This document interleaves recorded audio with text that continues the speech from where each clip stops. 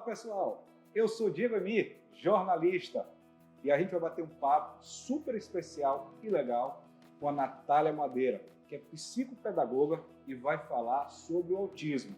Lembrando que 2 de abril é o Dia Mundial da Conscientização do Autismo.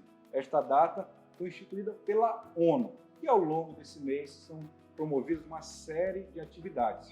E aqui na Clínica Escola, que a gente está falando exatamente com a Natália Madeira, Clínica Escola UPA, a gente vai bater um papo sobre autismo. Mas antes disso, Natália, eu quero que você se apresente. Quem é a Natália? Primeiro, seja bem-vindo, à UPA. Muito obrigado. Prazer receber vocês aqui. Eu sou Natália, professora, pedagoga, mãe, psicopedagoga e durante toda a minha vida acadêmica, profissional, eu me formei para idealizar um projeto 100% voltado para crianças especiais. Mesmo enquanto professora dando aula, as minhas especializações são todas pautadas nessa área. E vim para São Luís para uma oportunidade de emprego e fui construindo a minha carreira enquanto terapeuta e hoje consigo colocar todo o meu sonho em prática na PUPA. E falando em crianças especiais, a gente não pode deixar de falar de autismo. Mas antes de mais nada, eu queria saber, o que é autismo? O autismo é um transtorno do neurodesenvolvimento, onde as crianças têm 2 principais dificuldades, a comunicação e a interação social. Com base nisso, a gente trabalha com algumas terapias. O importante é que essas terapias elas sejam intensivas e multidisciplinares. Então, a principal terapia que tem mais evidência científica de ações positivas sobre o desenvolvimento das crianças é a terapia ABA. Ela precisa ser feita numa frequência contínua. Normalmente as crianças têm uma carga horária aí de 10 horas semanais de terapia ABA e aqui na PUPA nós temos uma equipe multidisciplinar. Nós fazemos um currículo ABA e essas especialidades que nós temos, como musicoterapia, psicomotricidade, reforço escolar, elas são todas pautadas no currículo da criança. Ou seja, se a criança precisa aprender a pronunciar uma palavra, ela vai ser estimulada na terapia ABA, com a questão da musicoterapia, na piscina. Então, a nossa equipe ela trabalha de uma forma multidisciplinar para poder guiar as nossas crianças nesse desenvolvimento e numa generalização de habilidades mais eficiente. Eu fiquei super interessado na terapia ABA e já a gente vai falar mais sobre isso. Mas antes, quero destacar uma parte que é interessante. O autismo, por muitas das vezes, é até levado na brincadeira. Inclusive as pessoas dizem, tu é autista, simplesmente por a pessoa estar calada. E é por conta disso que existe o preconceito que demora o diagnóstico. E aí eu te pergunto, existe autismo na fase adulta? Existe autismo na fase adulta. Muitas pessoas não são diagnosticadas. Antigamente não tinha-se esse esclarecimento das principais características do autismo. Ainda hoje nós recebemos várias famílias que chegam para a gente, não, ele não fala porque ele tem preguiça, ele vai falar. Não existe essa possibilidade.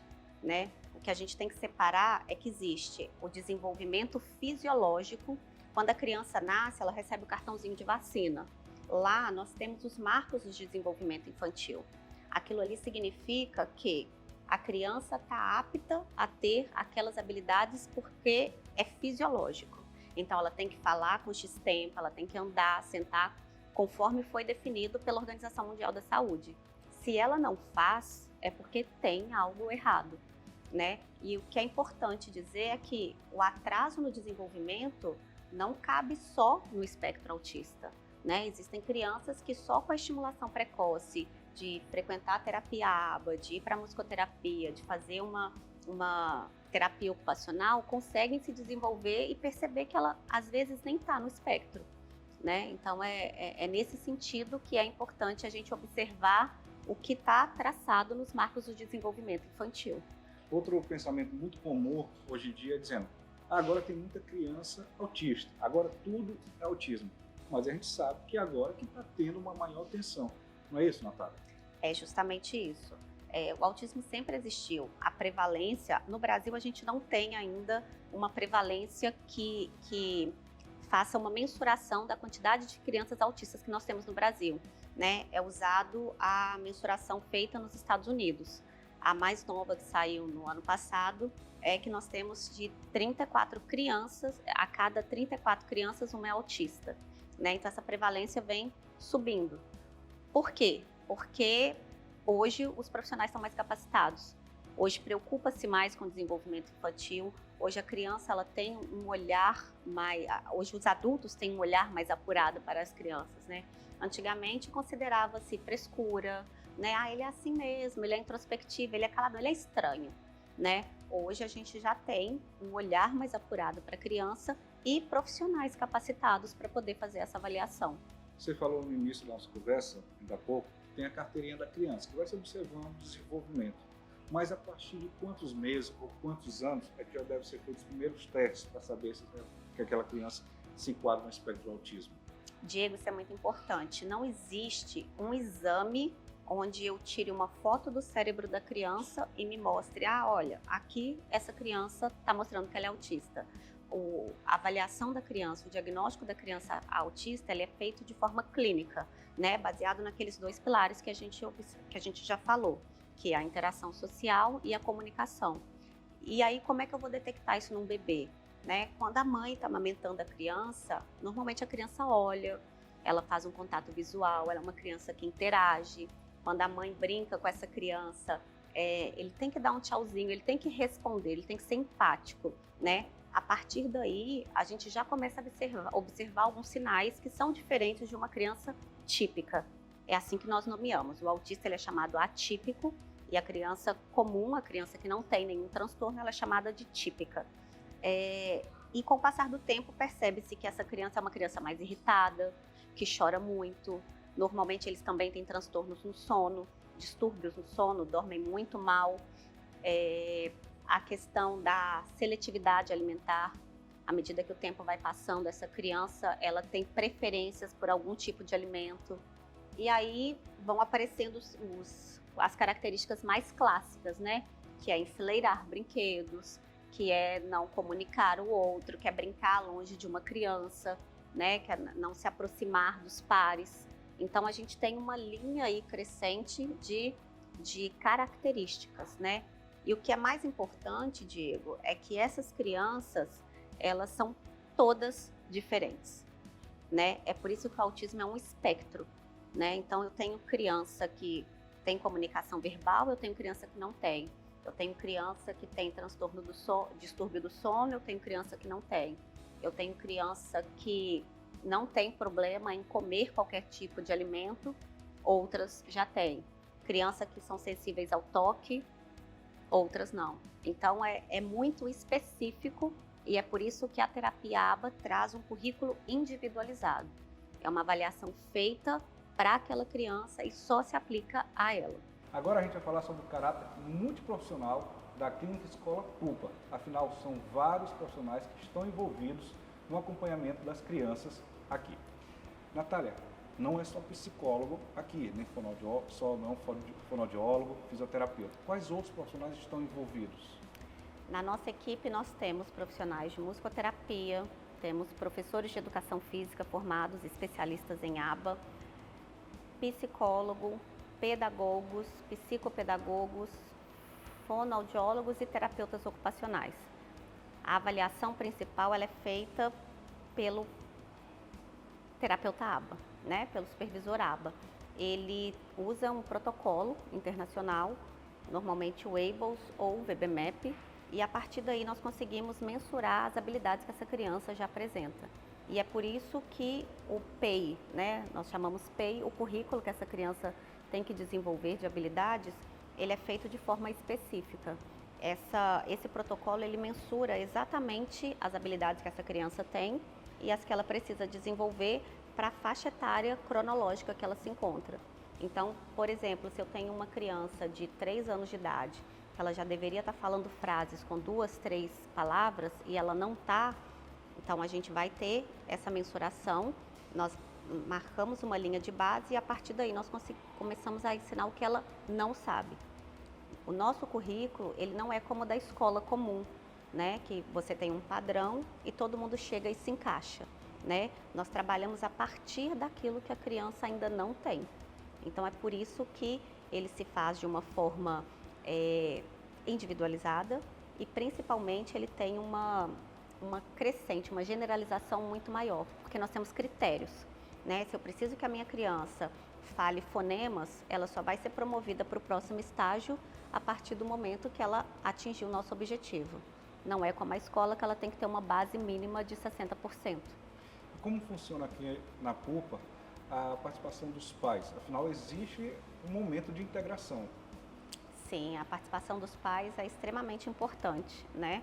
E a gente não vê o pai só como um coterapeuta, né? A gente tem a preocupação no bem-estar dessa família, no cuidado com essa mãe, que é ela que normalmente está ali à frente de tudo, né? Ela que corre de um lado para o outro para uma terapia, ela que resolve plano de saúde, ela que liga para poder brigar na escola, os direitos que ele tem. Então, a gente trabalha com essa rede de apoio, né? Inclusive, a gente percebe isso no nosso espaço, né?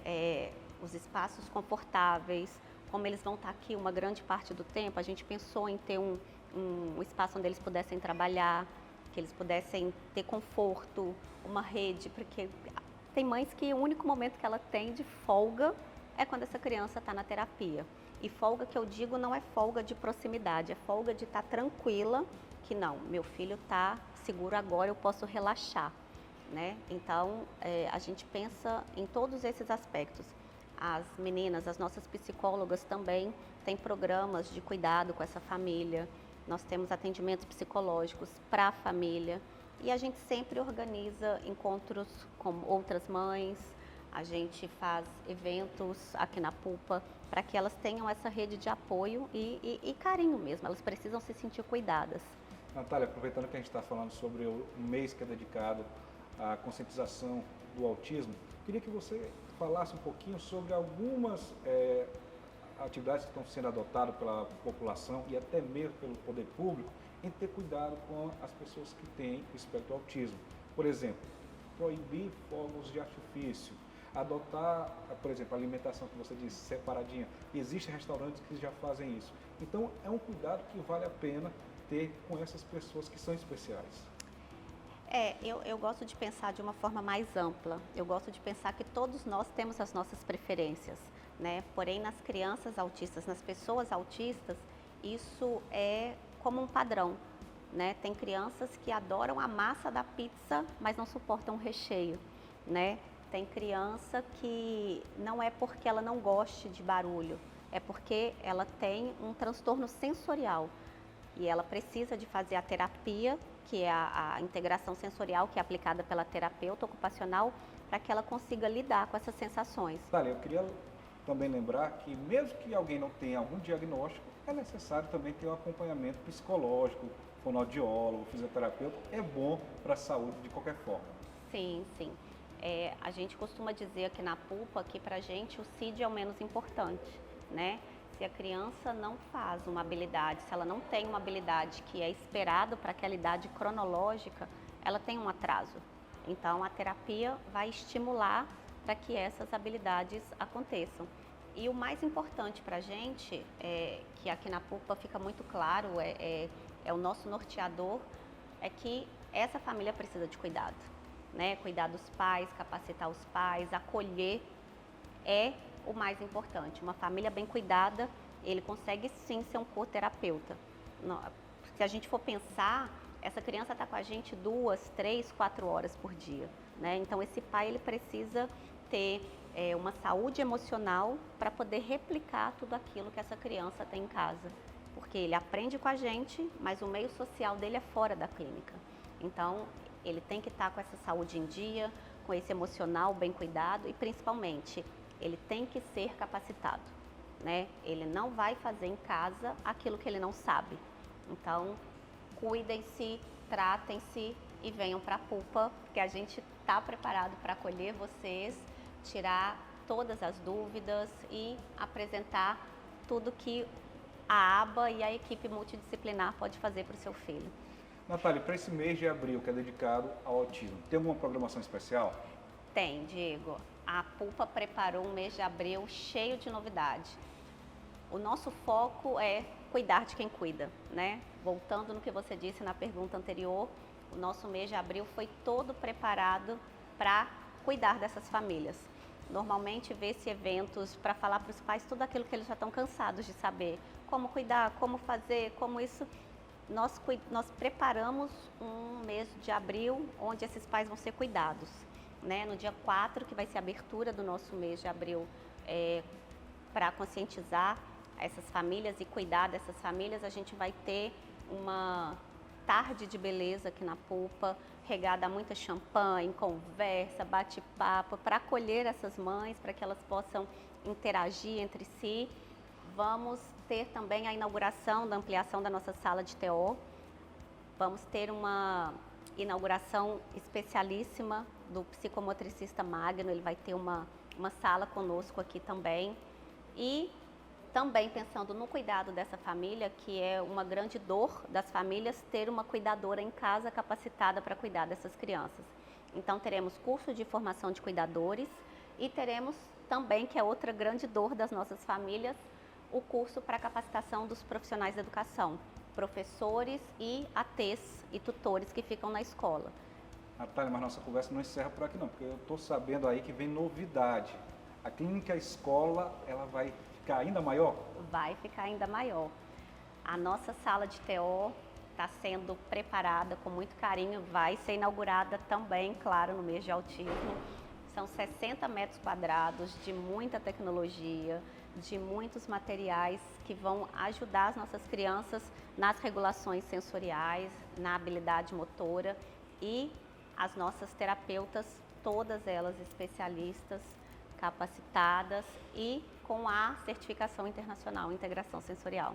Perfeito, tenho certeza que vai ser sucesso. Sim. Inclusive, agradeço mais uma vez a Natália por ter batido esse papo super especial.